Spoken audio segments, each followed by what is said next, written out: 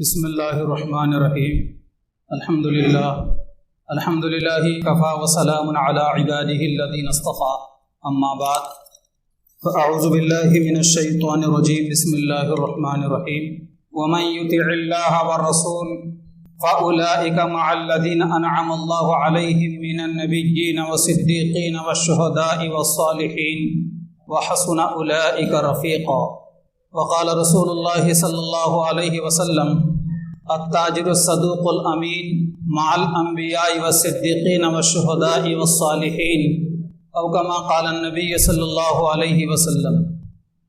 قابل احترام دینی بھائی اور عزیزوں، نبی کریم صلی اللہ تعالی علیہ وسلم جو صاحب شریعت پیغمبر ہیں، ایک صحابی حضور کی خدمت میں حاضر ہوتے ہیں اور عرض کرتے ہیں کہ یا رسول اللہ صلی اللہ علیہ وسلم، مجھے گھر میں کبھی بے چینی ہوتی ہے، پریشانی ہوتی ہے، تو میں آپ کی خدمت میں حاضر ہوتا ہوں اور آپ کی زیارت کر لیتا ہوں تو مجھے بڑا سکون ہوتا ہے، لیکن مجھے ڈر ہے کہ میرا انتقال ہو جائے گا اور آپ بھی پردہ فرما جائیں گے، اور آپ تو نبی ہیں، جنت کے اعلیٰ درجات میں آپ رہیں گے، لیکن مجھے پتہ نہیں جنت ملے گی بھی یا نہیں، اور جنت ملے گی تو نہ جانے کتنے ادنا درجے میں رہوں گا۔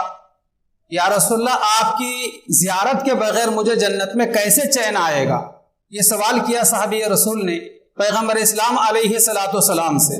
ان صحابی کا کچھ جواب نہیں دیا آپ علیہ السلام نے، ابھی خاموش ہی تھے کہ آسمان سے حضرت جبرائیل علیہ السلام تشریف لاتے ہیں، اور حضرت جبرائیل علیہ السلام تشریف لا کر یہ آیت مبارکہ سناتے ہیں کہ وَمَن يُطِعِ اللَّهَ وَالرَّسُولَ، کہ جو کوئی تم میں سے اللہ کی اور اللہ کے رسول کی اطاعت کرتا ہے، فرما برداری کرتا ہے، یعنی اللہ کے رسول کے طریقے کے مطابق زندگی گزارتا ہے، اللہ نے جو حکم دیا ہے وہ نبی کے طریقے کے مطابق اس کو عملی جامہ پہناتا ہے، فَأُولَئِكَ مَعَ الَّذِينَ أَنْعَمَ اللَّهُ عَلَيْهِمْ مِنَ النَّبِيِّينَ وَالصِّدِّيقِينَ وَالشُّهَدَاءِ وَالصَّالِحِينَ۔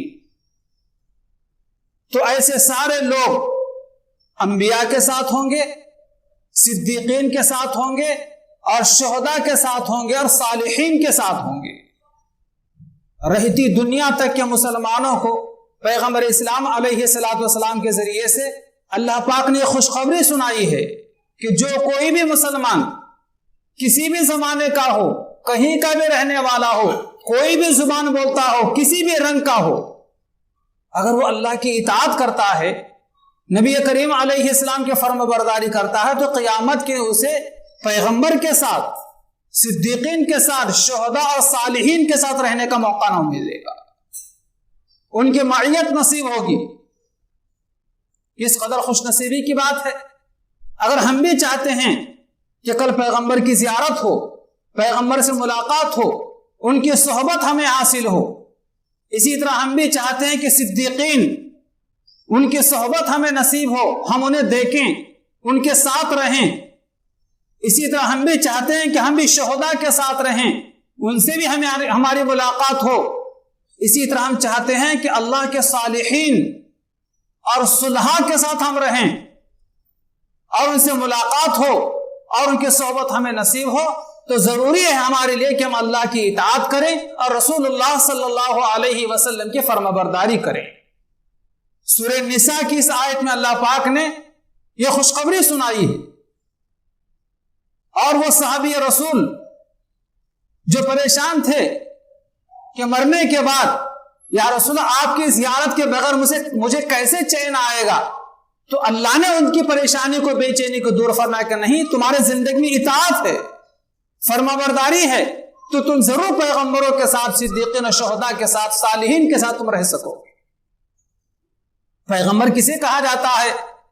پیغمبر اللہ تعالیٰ کے منتخب بندے ہوتے ہیں۔ کوئی آدمی اپنی محنت سے، اپنے مجاہدے سے اور اپنے محنت و مشقت سے، عبادت و ریاضت سے، اگر ہم میں سے کوئی انسان پیغمبر بننا چاہے تو نہیں بن سکتا۔ اللہ اپنے بندوں میں سے جسے چاہتے ہیں پیغمبر بناتے ہیں، اور یہ پیغمبر بنانے کا سلسلہ حضرت آدم علیہ السلام سے شروع ہو چکا، اور ہمارے نبی حضرت محمد مصطفیٰ صلی اللہ علیہ وسلم پر ختم ہو گیا۔ اب نبی اور کوئی پیغمبر، کوئی رسول اب قیامت تک دنیا میں نہیں آئے گا۔ اللہ اپنے بندوں میں سے جس کو چاہتے ہیں بناتے ہیں، اپنے مرضی سے کوئی آدمی نبی و رسول نہیں بن سکتا۔ اور دوسرے صدیقین، کسے کہا جاتا ہے صدیقین؟ صدیقین جن کا مقام و مرتبہ پیغمبروں کے بعد سب سے اعلیٰ ہوتا ہے۔ شریعت کا، اللہ کے رسول کا حکم بغیر کسی چوں چرا کے پیش کرتے ہی قبول کر لیتے ہیں، اسے کہا جاتا ہے صدیقین۔ چنانچہ اسلامی تاریخ میں سب سے پہلے انسان حضرت ابوبکر صدیق رضی اللہ تعالیٰ عنہ ہیں۔ جب اللہ کے نبی نے توحید کا پیغام ان کے سامنے پیش کیا تو بغیر کسی پوچھ پاچھ کے، بغیر کسی جھجک کے اور بغیر کسی چوں چرا کے پیش کرتے ہی اسلام قبول کر لیا۔ حضرت ابوبکر صدیق رضی اللہ تعالیٰ عنہ، اور بڑا اونچا مقام و مرتبہ ہے ان کا۔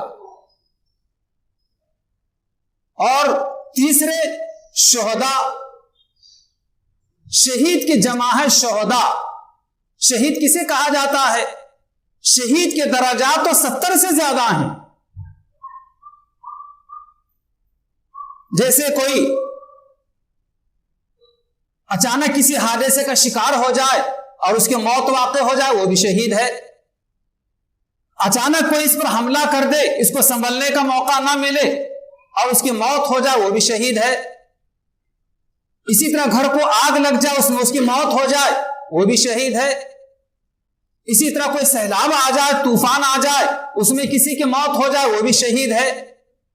کوئی موذی زہریلا جانور کاٹ دے اور اس کی موت واقع ہو جائے، یہ بھی شہید ہے۔ وبائی بیماریوں میں مر جائے تو اسے بھی شہید کہا گیا ہے۔ حتیٰ کہ اگر کوئی خاتون ہے جو ڈیلیوری کے ایام میں اس کی موت ہو جائے تو اسے بھی شہید کہا گیا ہے۔ شہید کے مختلف درجات ہیں، لیکن تمام شہیدوں میں سب سے بڑا شہید وہ ہے جو اسلام کے رکشا کے لیے، اسلام کے حفاظت کے لیے، اسلام کے سربلندی کے لیے اور اسلام کی حفاظت کے لیے اپنے خون کا نذرانہ پیش کر دے۔ اپنی گردن کٹانے کی نوبت آ جائے تو اسلام کے سربلندی اور حفاظت کے لیے اپنے گلا کٹا دے، یہ سب سے بڑا شہید ہے۔ خون کا قطرہ اس کا زمین پر گرنے سے پہلے اس کی مغفرت ہو جائے۔ اور صالحین، صالح کی جمع ہے نیک کو، اور یہاں پر صالحین سے مراد وہ لوگ ہیں جن کی زندگی، جن کے شب و روز شریعت و سنت کے مطابق گزرتے ہیں، جن کا باطن بھی پاک و صاف ہو اور ان کا ظاہر بھی پاک و صاف ہو۔ باطن کا کیا مطلب؟ باطن کا مطلب ہے کہ دل، اندرونی اس کی کیفیات، نہ کفر ہو، نہ شرک ہو، نہ اس کے سینے میں کسی کا حسد ہو، نہ بغض ہو، نہ کسی کی عداوت ہو، نہ حب جاہ ہو، نہ حب مال ہو۔ اسی طرح ظاہراً بھی وہ پاک و صاف ہو، شریعت و سنت کے مطابق اس کی زندگی گزرتی ہو، شب و روز اس کے گزرتے ہوں، تو ایسے لوگوں کو کہا جاتا ہے صالح، اس کی جمع ہے صالحین۔ تو یہ چاروں کے چاروں طبقے، انبیاء، صدیقین، شہداء اور صالحین، یہ چاروں کے چاروں لوگوں کے لیے پکی جنت ہے۔ جنت کے ان لوگوں کے لیے اعلیٰ درجات ہیں، لیکن ہم بھی چاہتے ہیں کہ ہم بھی جنت میں داخل ہوں اور ان چار لوگوں کے ساتھ ہماری بھی رفاقت ہو، ہماری بھی صحبت ہو، ہم بھی اسے ہم کلام ہو۔ تو اللہ تعالیٰ ضابطہ بتا دیا ہے، وَمَن يُطِعِ اللَّهَ وَرَسُولَ، جو کوئی بھی تم میں سے اللہ کے رسول کی اطاعت کرے گا تو وہ جنت میں تو جائے گا ہی، لیکن ان چار لوگوں کے ساتھ میں صحبت بھی نصیب ہوگی، ہم کلام بھی ہوں گے۔ اب یہ مسئلہ ہم میں سے کسی کے ذہن میں آ رہا ہو کہ ایک جنتی کیا دوسرے جنتی کے محل میں جا سکے گا اور ایک جنتی دوسرے جنتی سے بات کر سکے گا؟ ہاں، ضرور کر سکے گا۔ جنت وہ مقام ہے، جنت وہ ٹھکانہ ہے، وہاں پر انسان کی ہر خواہش پوری کی جائے گی۔ آپ جس سے بات کرنا چاہیں، آپ اور ہم جس سے ملاقات کرنا چاہیں، جب ملاقات کرنا چاہیں اس وقت ملاقات کا موقع دیا جائے۔ خواہشات کے تکمیل کی جگہ ہے جنت، دنیا خواہشات کے تکمیل کی جگہ نہیں ہے، لیکن جنت ایسا مقام ہے، آپ جنت میں دیکھیں گے باغات میں ہوں گے، اور اب سر اٹھا کر اوپر دیکھیں گے پرندہ اڑ رہا ہے، حدیث شریف میں ہے، اور ہم میں سے کسی کی آرزو ہوگی، خواہش ہوگی اڑتے پرندے کا میں گوشت کھاؤں۔ اللہ کے نبی علیہ الصلوۃ والسلام فرماتے ہیں ادھر آپ کے میرے دل میں اڑتے پرندے کے گوشت کھانے کی خواہش پیدا ہو گئی، لمحے بھر میں وہ پرندہ بھنا بھنایا آپ کے سامنے پیش ہوگا، تشت کے سامنے، تشت کے اندر رکھ کر آپ کے سامنے پیش کیا جائے۔ آپ چاہیں گے جنت کے اندر کھیتی باڑی میں کروں تو ادھر فصل بوئی گئی، ادھر فصل اگی اور فورا فصل کٹی، لمحے بھر کے اندر سارا کا سارا نظام ہوگا حدیث شریف کے اندر۔ تو جنت میں حتیٰ کہ جنتی تو جنتی سے ہم کلام ہوں گے ہی، ایک دوسرے سے ملاقات کر سکیں گے، لیکن ہم میں سے کوئی، آپ میں سے کوئی اگر اپنے کسی دوست سے ملاقات کرنا چاہے جو جہنم میں جا چکا ہے تو اسے بھی ملاقات کا موقع دیا جائے گا۔ ہمارا کوئی رشتہ دار ہے، ہمارا کوئی پڑوسی ہے، اور ہمارا کوئی جان پہچان کا آدمی ہے، اور ہماری آرزو یہ ہو رہی ہے، ہماری خواہش یہ ہے کہ میں اس سے بات کروں، اس سے ملاقات کروں، اللہ تبارک و تعالیٰ اس سے بھی ملاقات کا موقع عطا فرمائیں۔ جہنمی کو اپنے دوست کو دیکھیں گے وہ جہنم کے عذاب میں پڑا ہوا ہے تو فوراً جنتی کے زبان سے نکل آئے گا ما سلککم فی سقر، سورہ مدثر کی آیت ہے۔ اللہ تعالیٰ نے جنتی جہنمی کا مقولہ پیش کیا ہے کہ جو ایک جنتی جہنمی سے ہم کلام ہوگا تو جنتی جہنمی سے کیا کہے گا اور جہنمی جنتی کو کیا جواب دے گا، اس کو اللہ پاک نے قرآن کے سورہ مدثر میں بیان فرمایا 29ویں پارے میں۔ جنتی کہے گا ما سلککم فی سقر، بھائی تم یہاں کیسے پہنچ گئے جہنم کے گڑھے کے اندر؟ تم تو ہمارے ساتھ رہتے تھے، تم تو ہمارے سے کھاتے پیتے تھے، تو ہمارے ساتھ اٹھنا بیٹھنا تمہارا تھا، لیکن یہاں کیسے پہنچ گئے جہنم میں تم؟ جہنمی کیا جواب دے گا؟ اللہ ہماری حفاظت فرمائے۔ جہنمی کی زبان پر یہ الفاظ ہوں گے لم نک من المصلین، بھائی میرا قصور یہ تھا جہنم میں پہنچنے کا کہ میں مصلی نہیں تھا۔ کیا نہیں تھا؟ کسے کہا جاتا ہے مصلی؟ نماز پڑھنے والے کو۔ ٹھیک ہے آپ کے ساتھ بیٹھتا ضرور تھا، آپ کے ساتھ میری نشست و برخاست ضرور تھی، آپ کے ساتھ کھانا چائے پینا میرا ضرور تھا، لیکن نماز کے وقت میں مسجد میں نہیں پہنچتا تھا، میرا شمار مصلیوں میں سے نہیں تھا، اس لیے اللہ نے یہاں پر پہنچایا۔ اللہ پاک ہماری حفاظت فرمائے۔ بھائیو ہم جمعے کو جمعہ آتے ہیں، کوشش کریں ہر نماز کو اللہ کے گھر میں حاضری دیں۔ ہم حاضری دیتے ہیں یعنی نماز کو آتے ہیں، کوشش کریں میرا ہر دوست ہر نماز پڑھنے والا بنے۔ میرے گھر میں جتنے افراد رہتے ہیں، چاہے چھوٹے ہوں چاہے بڑے ہوں،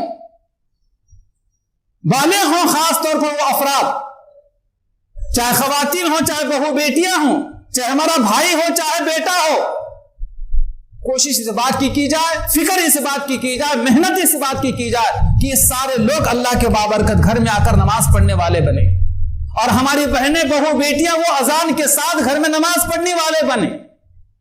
لیکن اگر اذان کے ساتھ اللہ کے عظیم الشان حکم پر اگر ہم نے عمل نہیں کیا، اور ہمارے وہ دوست احباب رشتہ دار عمل نہیں کیے، ہماری خواتین ہماری بہو بیٹیاں اگر نماز نہیں پڑھی، اور آپ کو اگر ان سے ملاقات کی خواہش پیدا ہوگی تو آپ کے زبان پر بھی یہی ہوگا کہ ما سلککم فی سقر، کہ بہن یہاں تم کیوں پہنچ گئی؟ تو اس بہن کے زبان پر یہی ہوگا کہ بھیا لم نک من المصلین، میں نماز پڑھنے والوں میں سے نہیں تھی، اس لیے اللہ نے یہاں پہنچایا۔ سورہ مدثر کھول کر تو دیکھیں آپ، 29ویں پارے کے سورہ مدثر شروع سے لے کر آخر تک کھول کے دیکھ کیسی اہم باتیں ہمارے سامنے آتی ہیں، اور آدمی کس قدر بے چین ہوتا ہے سورہ مدثر کے پڑھنے کے بعد، اور کس قدر عملی جذبہ اور داعیہ اس کا پیدا ہوتا ہے۔ کہیں ایسا نہ ہو کہ جہنم کے گھڑے میں پہنچ جاؤں میں، توبہ استغفر اللہ، آدمی چاہتا ہمت کرتا ہے کہ چلو آج سے میں نماز پڑھنے لگ جاؤں۔ وجہ جہنم میں پہنچنے کی یہ ہے وَلَمْ نَكُ نُطْعِمُ الْمِسْكِينَ، وَلَمْ نَكُ نُطْعِمُ الْمِسْكِينَ، میں جو ہے مسکین کو، غریب کو، فقیر کو کھانا نہیں کھلایا کرتا تھا، حالانکہ میری حیثیت تھی، میں غریبوں کو کھانا کھلا سکتا تھا۔ لوگوں نے اپنے بھوک کا سوال کیا کہ بھوکے کو چند لقمے کھلا دیجیے، میری حیثیت تھی، لیکن میں نے کبھی اس طرح توجہ نہیں دی جس کی وجہ سے اللہ نے یہاں پر پہنچایا ہے۔ بھائیو، اگر کوئی مسکین، کوئی غریب واقع مجبور ہمارے سامنے آتا ہے، سوال کرتا ہے، اور ہمارے پاس طاقت ہے، قوت ہے، ہمارا جیب گرم ہے اور ہمارے گھر میں کھانا موجود ہے، اس کو کھانا کھلا سکتے ہیں، 10، 5، 25 روپے دے سکتے ہیں تو دے دو۔ انشاءاللہ جس محبت خلوص کے ساتھ آپ دیں گے، اور اس وقت اگر اس مسکین، اس غریب، اس بیوہ، یتیم کی زبان سے اگر کوئی دعائیہ کلمہ نکل جائے تو ہماری دنیا بھی سنور جائے گی اور آخرت بھی سنور جائے گی۔ بعض مجبور ہوتے ہیں لوگ، صرف 10 روپے دے دیجئے، دل سے دعا دیتے ہیں، اس لیے کہ ایک ضرورت ان کی پوری ہوتی ہے 10 روپے کے اندر۔ لیکن بعض ایسے بھی مانگنے والے ہوتے ہیں کہ نوٹ اگر ہاتھ میں رکھو تو الٹ پلٹ کر دیکھتے ہیں کہ 10 کی ہے کہ 20 کی ہے کہ 50 کی ہے۔ اور پیشاور جتنے لوگ مانگنے والے ہوتے ہیں کبھی کسی کو دعا نہیں دیتے، دیکھ لیے، تجربہ کر کے دیکھ لیجیے۔ لیکن واقعی جو ضرورت مند ہوتے ہیں، محتاج ہوتے ہیں، پریشان حال ہوتے ہیں، ایک بار نہیں کئی بار آپ کو دعا دیں گے، پلٹ پلٹ کر دیکھیں گے آپ۔ اللہ تمہیں خوش رکھے، اللہ تمہاری دنیا سنوار دے، اللہ تمہیں نیک اولاد دے دے، اتنا بھی ان کا کہنا ہمارے بہت بڑی بات ہے۔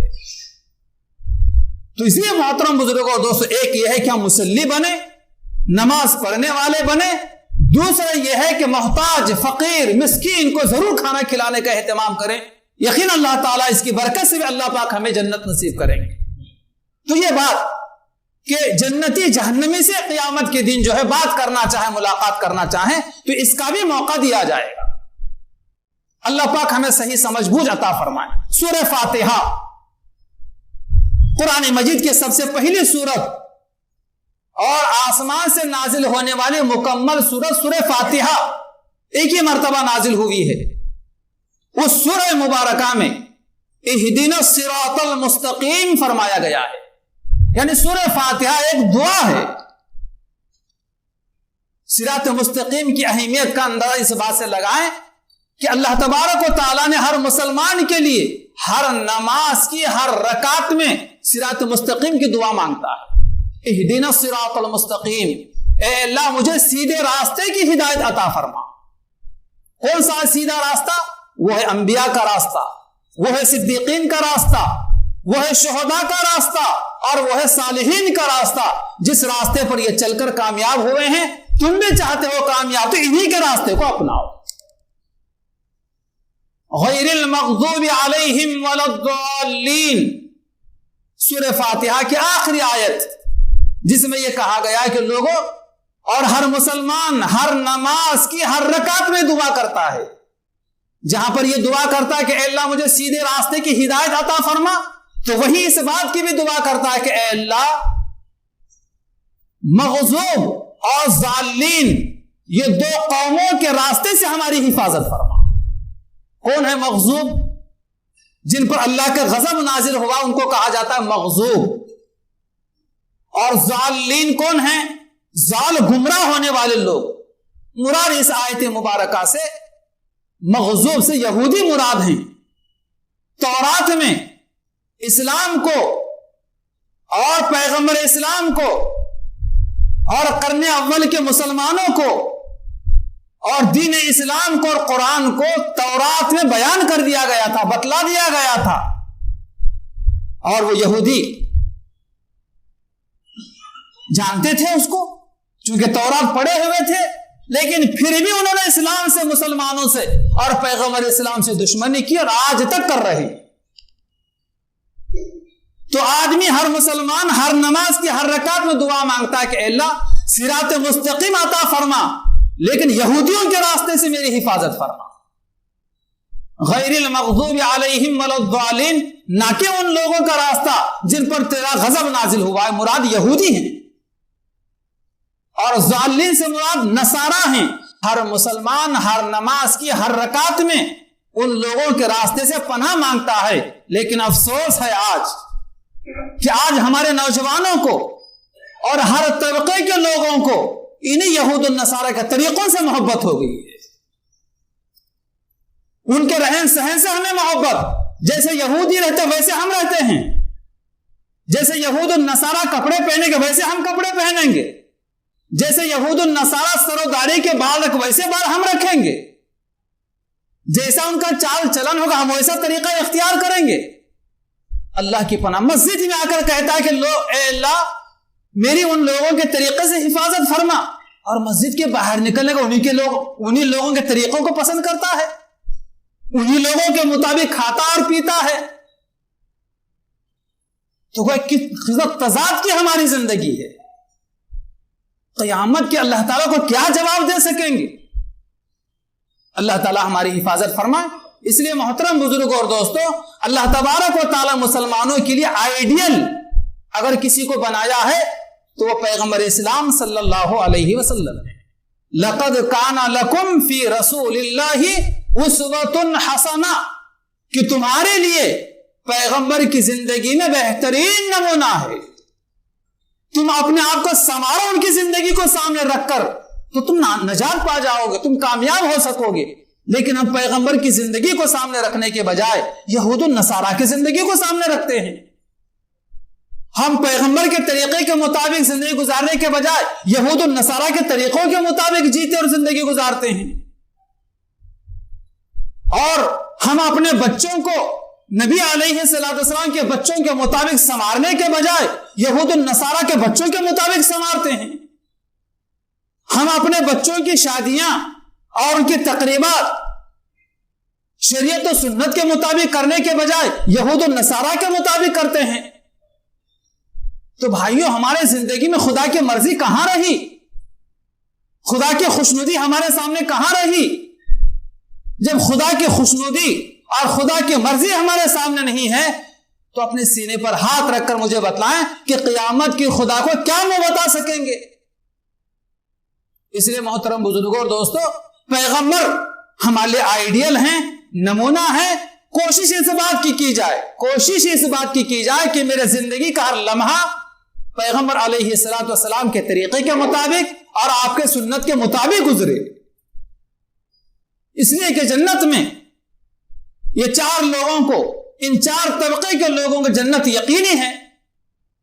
کچھ لوگ قیامت کے دن جنت میں پیغمبروں کے ساتھ ہوں گے۔ کون ہوں گے پیغمبروں کے ساتھ جنت کے اندر؟ پیغمبر اسلام علیہ السلام فرماتے ہیں التاجر الصدوق مع الانبیاء،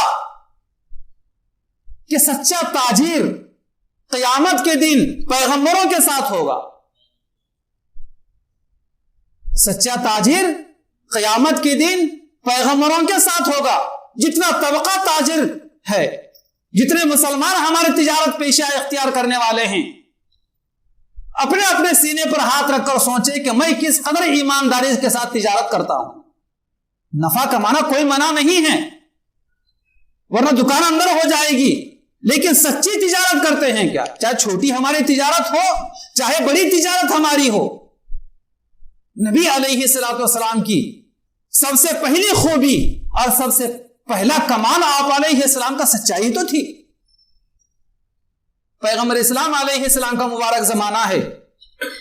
آپ علیہ السلام ایک مرتبہ منڈی میں چلے گئے، بازار میں تشریف لے گئے، اور جانے کے بعد ایک دکان کے سامنے جا کر کھڑے ہو گئے،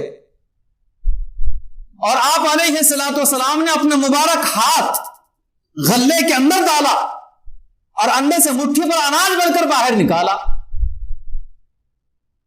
دیکھا کہ اوپر سے تو سوکھا اور بہترین کوالٹی کا اناج ہے، اور اندر ہاتھ ڈال کر دیکھا تو اندر بالکل کچا ہے اناج، خراب اناج ہے اندر۔ آپ علیہ السلام نے غلے کے ڈھیر میں ہاتھ ڈال کر باہر نکالا تو اندر خراب اناج ہے، بھیگا ہوا اناج ہے یا بھگویا ہوا اناج ہے۔ تو آپ علیہ السلام نے دکاندار سے پوچھا کہ یہ کیا ہے؟ وہ معذرت کرنے لگا اور کہا کہ یا رسول اللہ صلی اللہ علیہ وسلم، پانی میں بھیگ گیا تھا اور وہ شاید اندر رہ گیا ہے۔ اللہ کے نبی علیہ السلام نے فرمایا کہ اس کو بازو میں رکھتے اور اس کو ایک طرف رکھتے، جس کو جو سمجھ میں آتا وہ لے لیتا. لیکن یہ کیا طریقہ ہے کہ اوپر سے آپ نے اچھا سجایا ہے اور اندر سے خراب مال رکھا ہے.